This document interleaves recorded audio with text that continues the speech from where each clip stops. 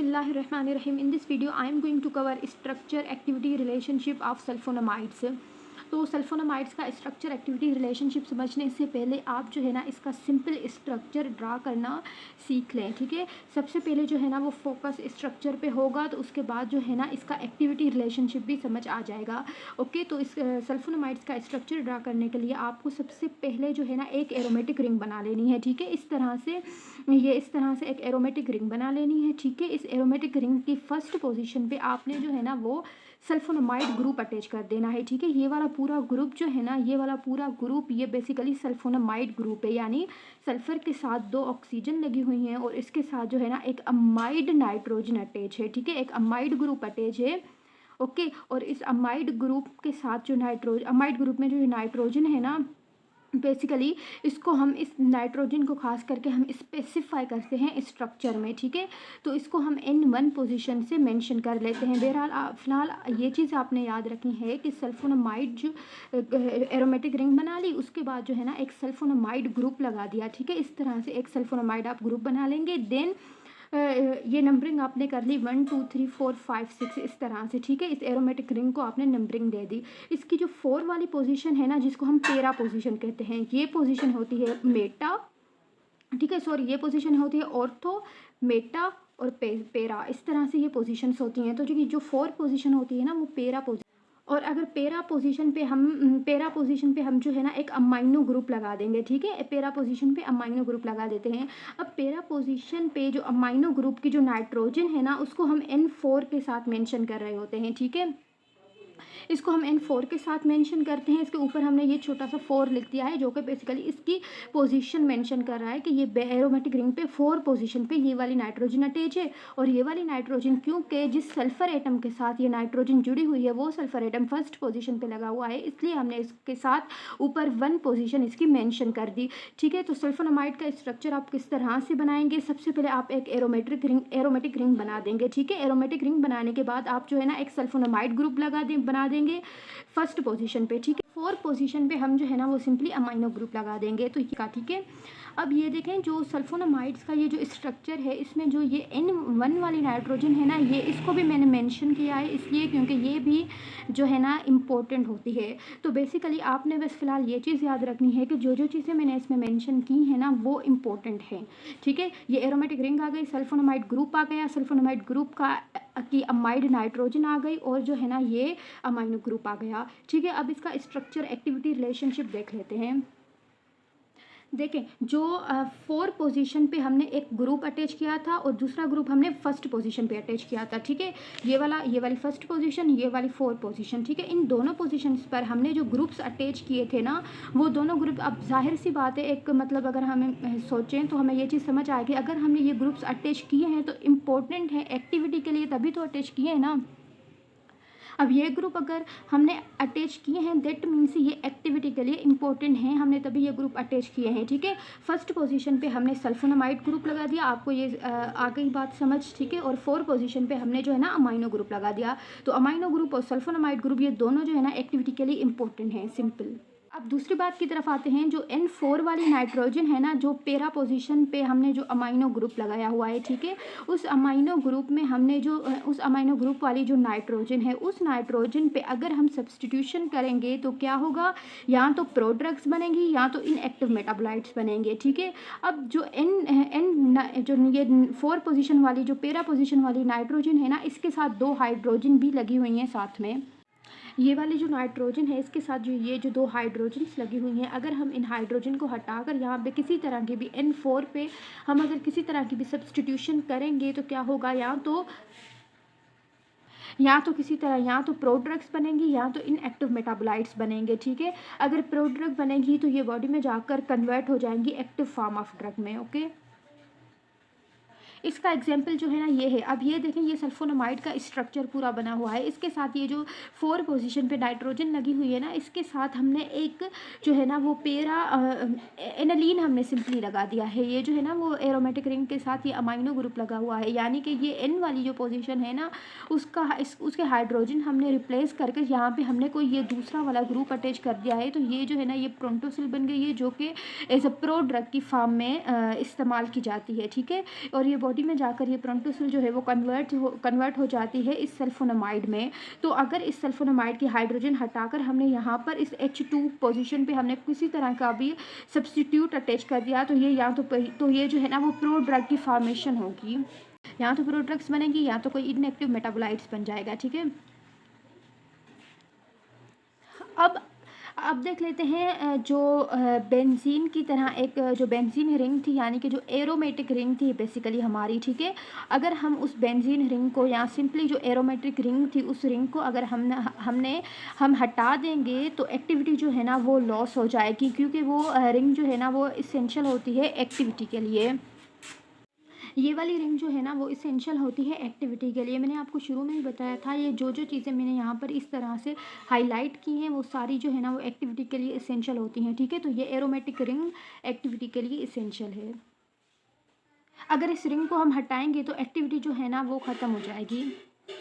अब देख लेते हैं सल्फोनामाइड ग्रुप। जो 4 पोजीशन पे हमने सल्फोनामाइड ग्रुप लगाया है वो हमने डायरेक्टली एरोमेटिक रिंग यानी कि बेंजीन रिंग के साथ उसको अटैच किया है, इसलिए सल्फोनामाइड की डायरेक्ट अटैचमेंट जो है वो बेंजीन रिंग के साथ वो एक्टिविटी के लिए इसेंशियल होती है। ठीक है, शुरू में मैंने यही चीज़ बताई थी कि सल्फोनामाइड ग्रुप भी एक्टिविटी के लिए इसेंशियल होता है, बट इसकी इंपॉर्टेंट बात यह है कि ये बेंजीन रिंग के साथ डायरेक्टली अटैच हो। ठीक है, यानी कि इनके बीच में कोई और दूसरा ग्रुप अटैच ना हो। सल्फोनामाइड ग्रुप और बेंजीन रिंग या एरोमेटिक रिंग एक दूसरे के साथ जो है ना वो डायरेक्टली लिंक हो। ठीक है, तो ये चीज़ एक्टिविटी के लिए इसेंशियल होती है। दूसरी बात यह है कि सल्फोनामाइड ग्रुप जो है ना, सल्फोनामाइड ग्रुप को अगर हम रिप्लेस कर देंगे कार्बोक्सी अमाइन ग्रुप के साथ तो उसकी एक्टिविटी जो है ना वो रिड्यूस हो जाएगी। दैट मीन्स कि हमने सल्फोनामाइड ग्रुप ही अटैच करना है और कोई भी ऐसा ग्रुप अटैच हमने नहीं करना। सिर्फ सल्फोनामाइड ग्रुप होगा तो ही वो एक्टिविटी शो होगी, नहीं तो जो है ना एक्टिविटी रिड्यूस हो जाती है। ये जो सल्फोनामाइड ग्रुप है इसके साथ इसकी जो अमाइड नाइट्रोजन है, ये जो एन है सल्फोनामाइड ग्रुप की जो अमाइड नाइट्रोजन है इसके साथ बेसिकली 2 हाइड्रोजन लगे हुए होते हैं। ठीक है, बट इस अमाइड ये जो अमाइड ग्रुप है इसके तो एक हाइड्रोजन को हम रिप्लेस करके यहाँ पे आर लगा सकते हैं, बट दूसरा हाइड्रोजन जो है ना इसके साथ स्पेसिफिकली अटैच होता है।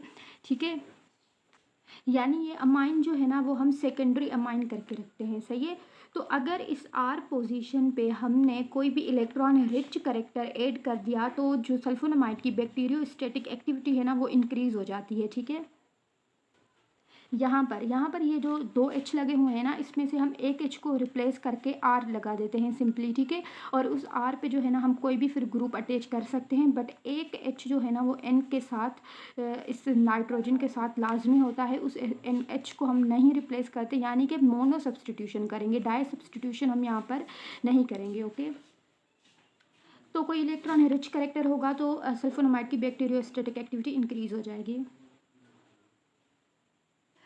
अच्छा, तो अगर हम इस आर पोजीशन पे कोई भी हेट्रोसाइक्लिक सब्स्टिट्यूट ऐड करें, यानी कि हम कोई हेट्रो रिंग ऐड करें, मतलब साइक्लिक रिंग हो उसमें कोई हेट्रो एटम लगा हुआ हो, फॉर सपोज ऑक्सीजन हो गया, नाइट्रोजन हो गया, इस तरह की अगर कोई हम हेट्रोसाइक्लिक रिंग अटैच करेंगे, ऐसा कोई अगर हम सब्स्टिट्यूट ऐड करेंगे तो जो एनालॉग बनेंगे ना सल्फोनामाइड से, अगर हम कोई भी चीज़ कोई भी ग्रुप कोई हेट्रोसाइक्लिक रिंग अटैच कर देंगे सल्फोनामाइड पे तो फर्दर जो डेरिवेट बनते जाएंगे ना, तो अगर हेट्रोसाइक्लिक रिंग होगी तो बेसिकली जो डेरिवेट बनेगा वो बहुत ज़्यादा उसकी पोटेंट एक्टिविटी होगी, वो पोटेंट डेरिवेट होगा। फॉर सपोज अगर हम N1 नाइट्रोजन पे, N1 नाइट्रोजन ये अमाइड नाइट्रोजन होती है। ठीक है, इस नाइट्रोजन को जो फर्स्ट पोजीशन एरोमेटिक रिंग की फर्स्ट पोजीशन पे लगी हुई है, इस N1 नाइट्रोजन पे अगर हम कोई सिंगल बेंजीन लगा दें तो भी इसकी एक्टिविटी जो है ना वो ज़्यादा होती है। दैट मीन्स N1 पोजीशन पे अगर हमने कोई भी बेंजीन रिंग लगा दी तो वो जो एनालॉग बनेंगे वो टॉक्सिक इन नेचर होंगे। दूसरी इंपॉर्टेंट बात यह है कि अमाइनो ग्रुप जो है ना वो ऑलवेज इन पेरा पोजीशन पे होना चाहिए। ये अमाइनो ग्रुप पेरा पोजीशन पे होना चाहिए, ये 4 पोजीशन पेरा पोजीशन पे होना चाहिए। अगर ये वाली पोजीशन ऑर्थो पोजीशन है, ये मेटा पोजीशन है। अगर ऑर्थो या मेटा पोजीशन पे हमने अमाइनो ग्रुप अटैच कर दिया तो इसकी एक्टिविटी कम हो जाएगी। ठीक है, तो अमाइनो ग्रुप जो है ना ये 4 यानी पेरा पोजीशन पे अटैच होना चाहिए। ऑर्थो या मेटा पोजीशन पे अटैच करने से अमाइनो ग्रुप एक्टिविटी जो है ना वो डिक्रीज हो जाती है। सल्फोनामाइड का जो एक्टिव फॉर्म होता है वो आयोनाइज्ड फॉर्म होता है। वो आयोनाइज्ड फॉर्म इसलिए होता है क्योंकि ये जो स्ट्रक्चर है सल्फोनामाइड का, इसमें जो ये एनालीन लगा हुआ है, ये वाला पार्ट जो है ना, ये एनालीन पार्ट कहलाता है, ठीक है। ये वाला पार्ट जो है ये तो बेसिकली बेसिक इन नेचर है, बट ये जो है ना ये वीकली एसिडिक पार्ट होता है, ठीक है। तो एसिड तो वो होता है जो प्रोटॉन डोनेट करता है, ठीक है। अब यहाँ पर जो है बेसिकली क्या होता है, after administration biological physiological pH पे क्या होता है कि सल्फोनामाइड जो है ना वो आयोनाइज्ड फॉर्म में कन्वर्ट हो जाते हैं। ये जो 2 हाइड्रोजन लगी हुई हैं दैट मीन्स एसिड है ये, ठीक है। एसिड जो है वो प्रोटॉन डोनेट करता है। अगर यहाँ से जो है एक proton for suppose remove out हो जाएगा, ठीक है। फॉर सपोज यहाँ से एक प्रोटॉन अगर रिमूव आउट हो जाए तो एक प्रोटॉन के रिमूव होने की वजह से क्या होगा, इस पर चार्जेस आ जाती हैं इस तरह से, ठीक है। तो इस वजह से ये जो है वो आयोनिक फॉर्म में आ जाता है, और आयोनिक फॉर्म जो है एक्टिव फॉर्म कहलाता है सल्फोनामाइड्स का। तो बेसिकली सल्फोनामाइड जो है वो आयोनाइज्ड फॉर्म में तब आते हैं जब ऑप्टिमम पीएच जो फिजियोलॉजिकल पीएच जब 6.6 से लेकर 7.4 होगी तो सल्फोनामाइड जो है वो आयोनाइज्ड फॉर्म में आ जाते हैं। इसका इम्पोर्टेंट पॉइंट बस यही है कि सल्फोनामाइड इस फिजियोलॉजिकल अगर फिजियोलॉजिकली ये पीएच सल्फोनामाइड्स को मिलेगी तो सल्फोनामाइड जो है ना अपने आयोनिक फॉर्म में आ जाते हैं, और उसका आयोनिक फॉर्म ही जो है ना वो एक्टिव होता है, ठीक है। N1 पोजीशन जो है सल्फोनामाइड, N1 वही पोजीशन है जो सल्फोनामाइड की जो अमाइड नाइट्रोजन है ना उसको हम N1 या N1 के नाम से मेंशन करते हैं, ठीक है। जो N1 पोजीशन पे अगर हम N1 पे हमने सब्सटीट्यूट कर दी पायरिडीन रिंग तो क्या बन जाएगा, सल्फा पायरिडीन बन जाएगा, जैसे ये इस स्ट्रक्चर में शो किया गया है, ठीक है। कि ये सिंपल स्ट्रक्चर है, ये अमाइनो ग्रुप लगा हुआ है, ये 4 पोजीशन पे सल्फ़र, यहाँ से हम नंबरिंग स्टार्ट करेंगे सल्फ़र से 1 2 3 4। तो ये जो 4 पे अमाइनो ग्रुप पैरा पोजीशन पे वही लगा हुआ है, और फर्स्ट पोजीशन जो है ना उस पर जो है वो यही सल्फोनामाइड ये ग्रुप लगा हुआ है, और इसकी अमाइड नाइट्रोजन में से हमने एक हाइड्रोजन को रिप्लेस करके जो है ना वहाँ पर हमने ये पायरिडीन रिंग अटैच कर दी है, और दूसरी हाइड्रोजन जो है ना यहाँ पे अटैच है।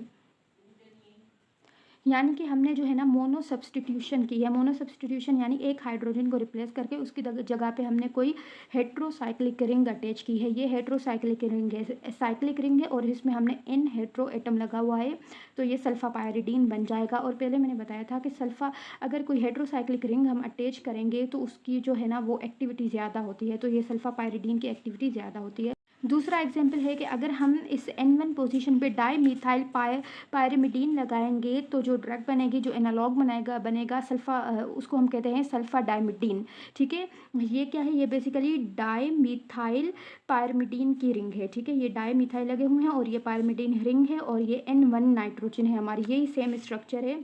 ये अमाइनो ग्रुप लगा हुआ है, ये है एरोमेटिक रिंग है, और ये सल्फोनामाइड ग्रुप है, और इसके साथ जो है ना हमने ये डाईमिथाइल पैरिमिडीन रिंग अटैच कर दी, तो जो ये ड्रग बनी उसको हम कहेंगे सल्फा डाइमिडीन। और अगर हम मिथाइल आइसोक्साजोल अटैच करेंगे तो जो एनालॉग बनेगा उसको हम कहेंगे सल्फा मिथोक्साजोल। ये है बेसिकली मिथाइल आइसोक्साजोल, ये हमने इसी N1 नाइट्रोजन पे अटैच किया है। ये सेम स्ट्रक्चर है सल्फोनिलमाइड का, उसकी N1 पोजीशन पे हमने एक हाइड्रोजन को रिप्लेस करके मिथाइल आइसोक्साजोल ग्रुप अटैच किया है, जिसकी वजह से ये सल्फोनिलमाइड जो है ना ये बन गया है सल्फा मिथोक्साजोल।